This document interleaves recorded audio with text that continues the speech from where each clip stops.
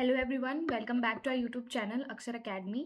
तो जैसा कि आप लोगों को पता है कि हमने आप लोगों के लिए एक MCQs daily practice session launch किया है, जिसमें डे 1 तो हो गया है। तो आज हमने डे 2 है हमारा, जिसमें हम एमसीक्यूज कर रहे हैं और डेली आपके 20 से 25 एमसीक्यूज चलेंगे। कल हमने 26 एमसीक्यूज करे थे, आज हम 27 करेंगे, 27 से आगे करेंगे। ठीक है। और साथ ही हमने 399 रुपीज़ में एक टेस्ट सीरीज लॉन्च करी है, जो आपको 15 डेज रेगुलर मिलेगी और 15 ही उसमें टेस्ट सीरीज भी होंगी। ठीक है। तो अगर आपको इससे रिलेटेड कोई भी डिटेल्स चाहिए तो आप हमारे टेलीग्राम चैनल पे जाके देख सकते हैं। तो चलिए वीडियो को स्टार्ट करते हैं। आपका फर्स्ट क्वेश्चन है आज का, following transactions were made by a trader, due to these transactions total of sales book will be. हमें पता करना है कि सेल्स बुक में कितनी टोटल अमाउंट जाएगी। ठीक है। तो इसमें कुछ ट्रांजैक्शंस दे रखी है। पहली ट्रांजैक्शंस दे रखी है, sold goods to Gupta, Gupta को गुड्स बेचे 4000 रुपीज़ के। Sold goods to Shyam on cash, 5000 के हमने श्याम को कैश पे गुड्स बेचा। मोहन को हमने क्रेडिट पे बेचे हैं 7000 के। ठीक है। तो हमें बताना है कि सेल्स बुक में टोटल अमाउंट कितना जाएगा। तो सेल्स बुक में आपका टोटल अमाउंट, सेल्स बुक में हम वही ट्रांजेक्शन्स रिकॉर्ड करते हैं जो कि हम क्रेडिट पे लिखते हैं। ठीक है। क्रेडिट पे जो सामान बेचते हैं वो हम सेल्स बुक पे लिखते हैं। तो इसमें क्रेडिट पे एक तो 7000 जाएगा सेल्स बुक में, प्लस आपका ये 4000 रुपीज़ जाएगा। 4000 क्यों जाएगा? क्योंकि यहाँ पे हमें बताया नहीं गया है कि कैश में या क्रेडिट में सिर्फ सिर्फ परचेजर का नाम दे रखा है, तो इसलिए यहाँ पे ये भी 4000 इसमें कैलकुलेट किया जाएगा। और जब भी परचेजर का नाम दिया होता है तो हम उसे क्रेडिट ही मानते हैं। तो हमारा आंसर इसमें आ रहा है 11,000 रुपीज़। ठीक है, जो कि आपका है ऑप्शन नंबर ए। अब बढ़ते हैं नेक्स्ट क्वेश्चन की तरफ। Question number 28.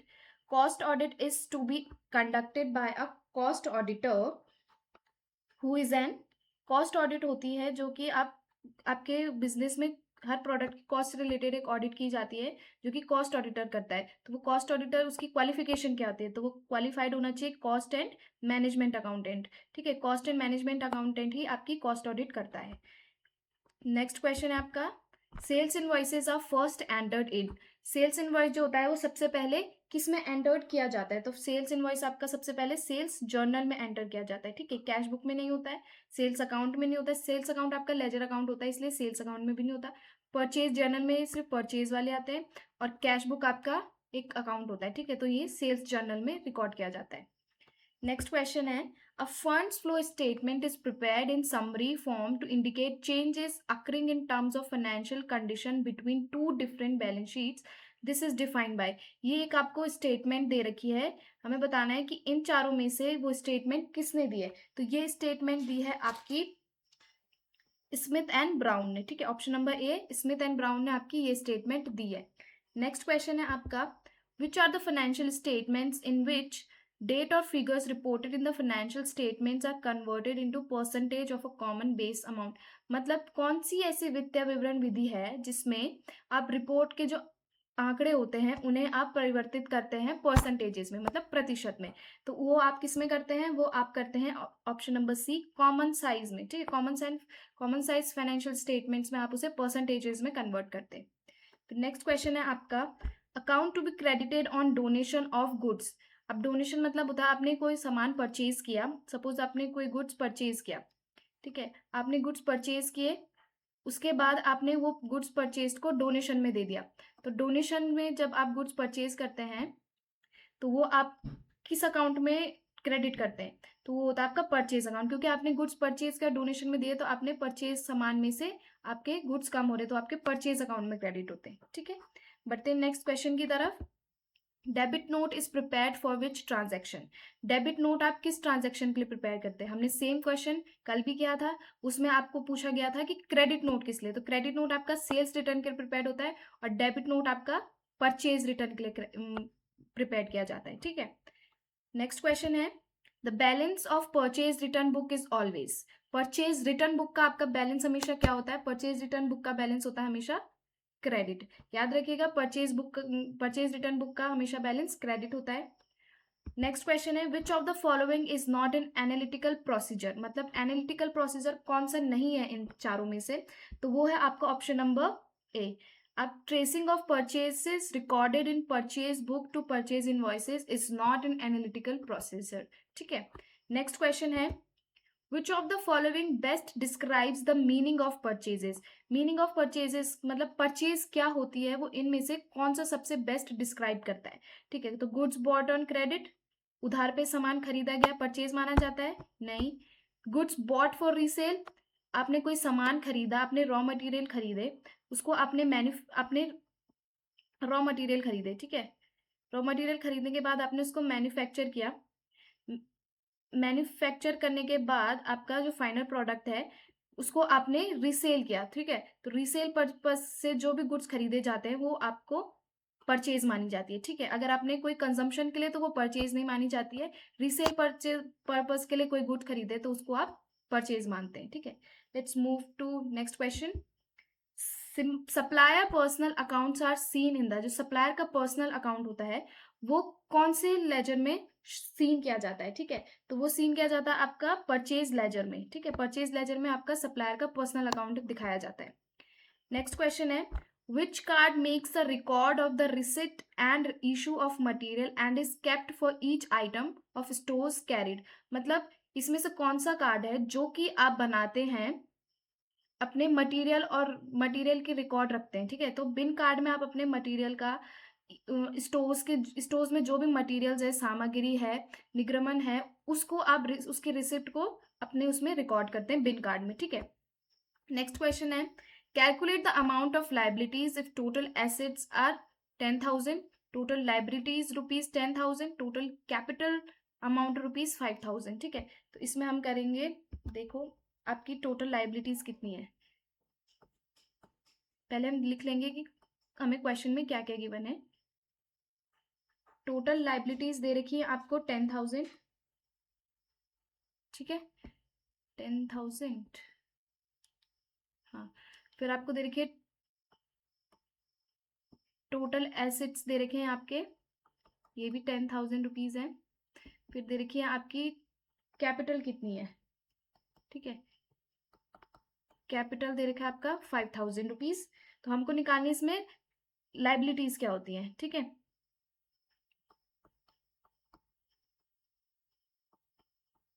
तो हम पहले इसमें वो वाला फॉर्मूला लगाएंगे, assets equals to liabilities minus capital. ठीक है. एसेट्स दे रखे हैं आपके 10,000 रुपीज इक्वल्स टू में लाइबिलिटीज दे रखी है आपकी 10,000 रुपीज माइनस में कैपिटल दे रखी है आपकी 5,000 रुपीज. ठीक है. तो आपके इसमें हमें लाइबिलिटीज निकालनी, सॉरी इसमें लाइबिलिटीज, टोटल लाइबिलिटीज निकालनी. ठीक है.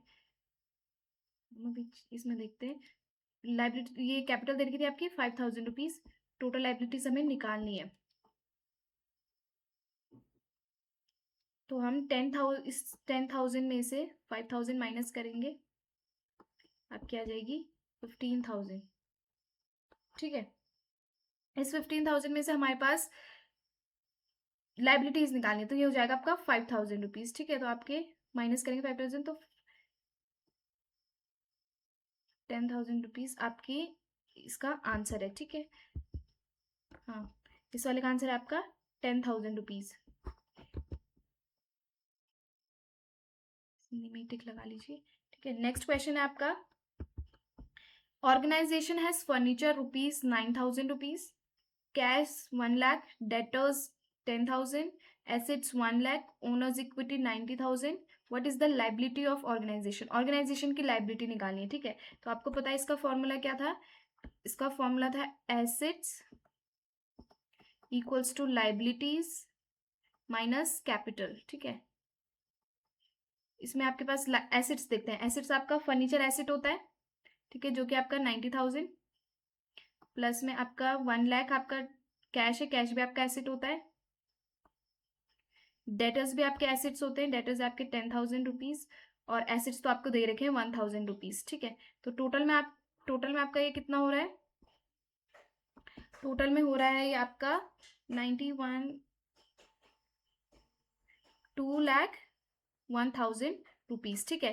तो एसेट्स हो गए आपके 2,01,000 रुपीज लाइबिलिटीज आपको निकालनी है, माइनस कैपिटल दे रखी है आपकी इक्विटी, ओनर्स इक्विटी आपकी कैपिटल होती है, वो होती है आपकी 90,000। ठीक है, तो माइनस करेंगे 2 लाख में से, 2,01,000 में से हम 90,000 माइनस करेंगे तो आपका आंसर आ रहा है 1,11,000 रुपीज। ठीक है, ऑप्शन है आपका बी, 1,11,000 रुपीज।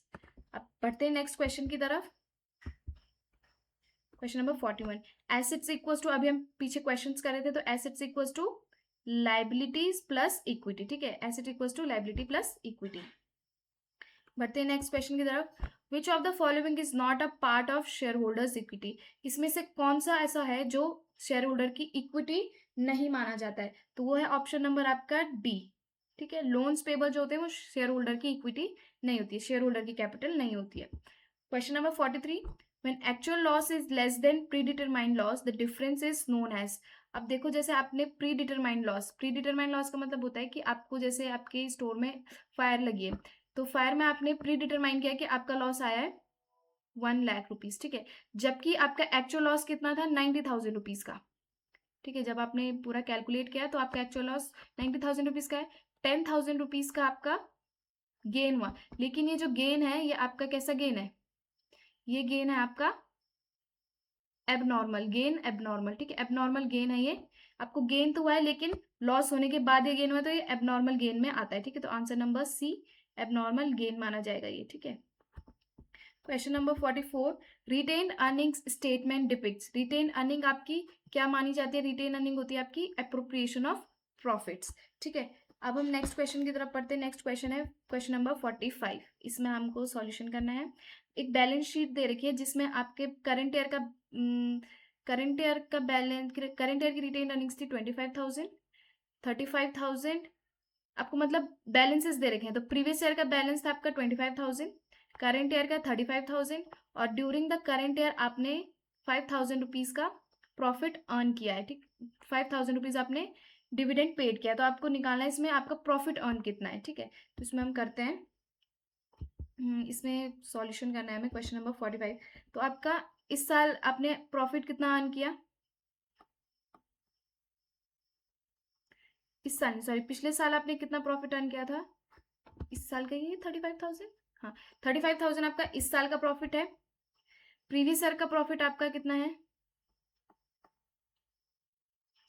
प्रीवियस ईयर का प्रॉफिट दे रखा है आपको 25,000, ये हम इसमें से माइनस कर देंगे, आपका आ जाएगा 10,000 रुपीज। ये 10,000 रुपीज जो है ये आपके बिफोर पेइंग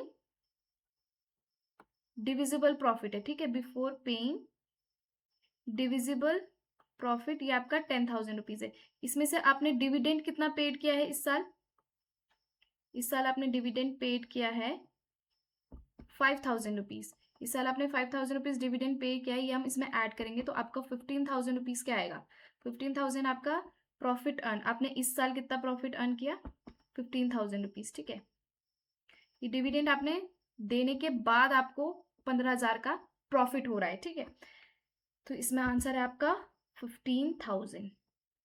नेक्स्ट क्वेश्चन की तरफ बढ़ते हैं, question number 46, the formula 1 minus TP EPS upon में MP इंटू 100 में बी यूज फॉर, ये जो आपका फॉर्मूला होता है ये आपका फॉर्मूला होता है रिटेन अर्निंग निकालने का, कॉस्ट ऑफ रिटेन अर्निंग। ठीक है, ईपीएस होता है आपका अर्निंग पर शेयर। ठीक है, आपको एक शेयर पे कितनी अर्निंग हो रही है ये आपका इसमें पता चलता है। ठीक है, अर्निंग पर शेयर, ये होता है आपका ईपीएस, ईपीएस की फुल फॉर्म होती है अर्निंग पर शेयर। ठीक है, बढ़ते हैं नेक्स्ट क्वेश्चन की तरफ। Earnings that have a cumulative amount are not paid to the stockholder as a dividend is known as। Retained earnings जो होती हैं वो आप किसको नहीं देते हैं, वो ये क्यूमुलेटिव आप इकट्ठा करके रखते हैं अर्निंग्स, और ये आप डिविडेंड के तौर पे स्टॉक होल्डर्स जो होते हैं, आपके शेयर होल्डर्स जो होते हैं उनको नहीं देते, तो वो आपका आंसर क्या है इसमें, रिटेन अर्निंग्स। ठीक है, moving to next question, question number 48, fee not received is not treated as income in case of chartered accountant because chartered accountants आपको पता ही होंगे, चार्टेड अकाउंटेंट्स अगर कोई फीस रिसीव करते हैं तो वो उनकी इनकम ट्रीटेड नहीं की जाती, किस केस में, concept of objectivity, realisation, cost concept या ऑल ऑफ दीज। तो इसका आंसर है आपका रियलाइजेशन, रियलाइजेशन वाले केस में जो भी फीस होती है चार्टेड अकाउंटेंट जो रिसीव करते हैं वो ट्रीट नहीं की जाती है इनकम के तौर पे, ठीक है। Moving towards next question, what is the main purpose of financial accounting? Financial accounting का मेन पर्पस क्या होता है? तो फाइनेंशियल अकाउंटिंग का मेन पर्पस ये होता है कि to provide useful financial information to outsider, जो भी आउटसाइडर्स होते हैं, आउटसाइडर्स मतलब होते हैं जैसे कि आपके एम्प्लॉयज हो गए, जो भी इन्वेस्टर्स हो गए, तो ये फाइनेंशियल इंफॉर्मेशन प्रोवाइड करता है उन लोगों को ताकि वो हमारी कंपनी में इन्वेस्ट कर सकें, ठीक है। तो टू प्रोवाइड फाइनेंशियल इंफॉर्मेशन, इसलिए ही फाइनेंशियल अकाउंटिंग इंपॉर्टेंट होती है, ठीक है। नेक्स्ट क्वेश्चन की तरफ पढ़ते हैं, विच equation is followed by accounting equation approach for sole proprietorship?